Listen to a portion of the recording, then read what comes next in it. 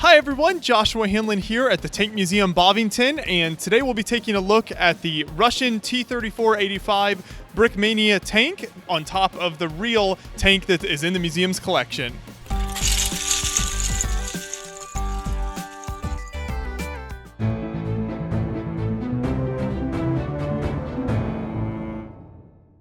So now we'll be speaking with David, the tank expert, and Cody, the model designer from Brickmania, about the real-life tank as well as the Brickmania kit. So Cody, if you want to take us through the design features on this kit. Sure. So this is a design done by John Canepa. He's also one of the designers at Brickmania. And this is the T-34-85, obviously, as you stated earlier. And it's basically a more upgunned version of the T-34-76. 85 relating, of course, to the size of the gun. It's an 85mm gun. And accompanied with that is a much larger turret to house that gun.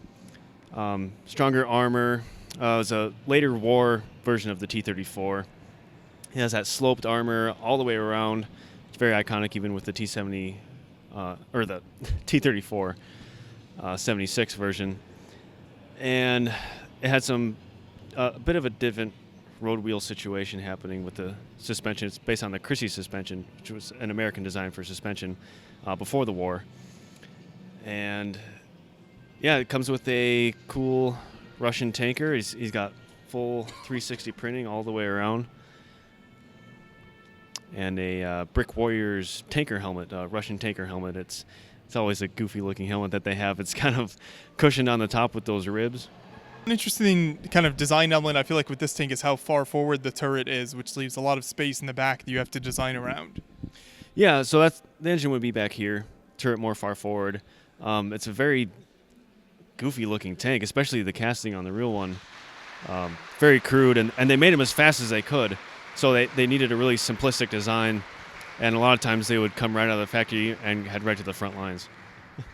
And what are these kind of barrel details on the back here? External fuel tanks.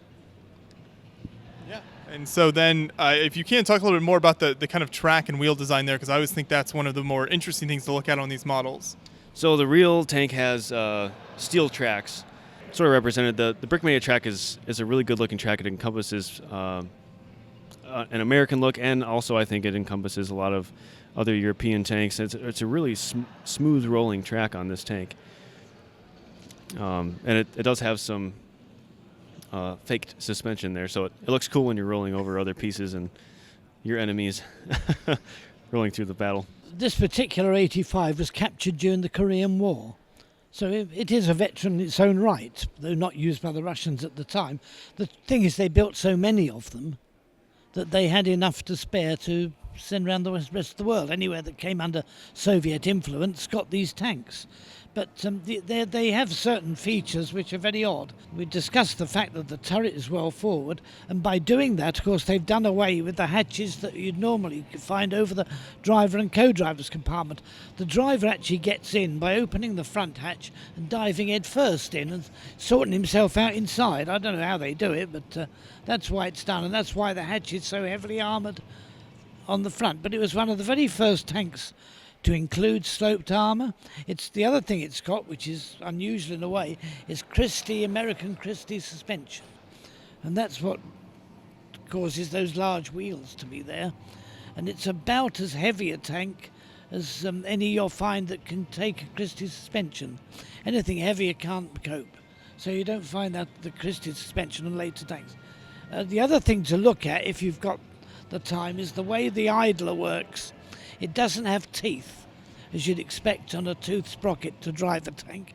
It takes these big things like Mickey Mouse ears attached to the tracks.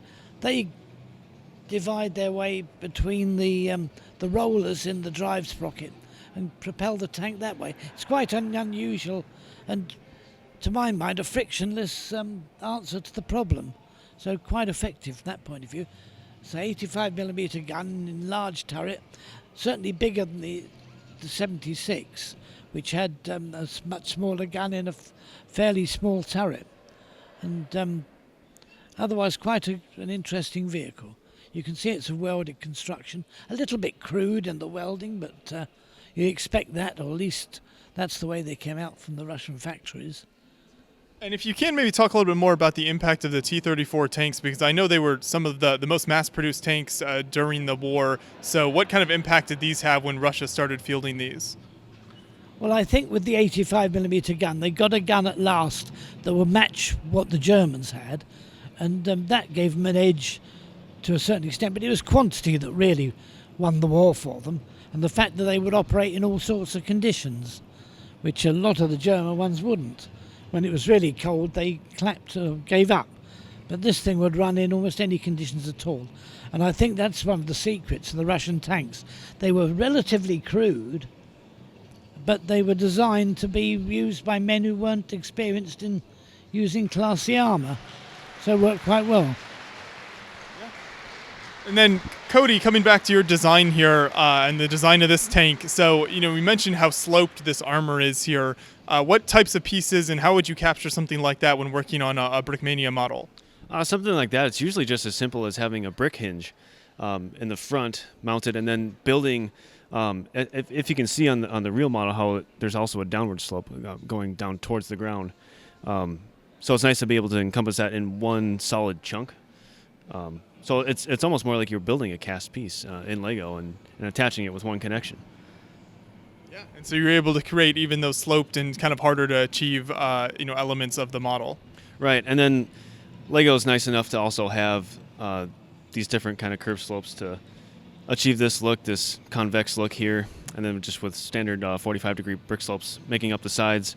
And also to note that an improvement from the 76 to the 85 is a wider track. So there's also a brick built using the door rails here, extending out on the fender flare just a little bit to better cover those larger tracks. Well, thank you so much for your insight into the model, and thank you, David, for the history on the tank. Thanks so much for watching. If you want to learn more about the museum's incredible collection of tanks, make sure to subscribe to their YouTube channel. And if you want to see more of what Brickmania has to offer, head over to brickmania.com.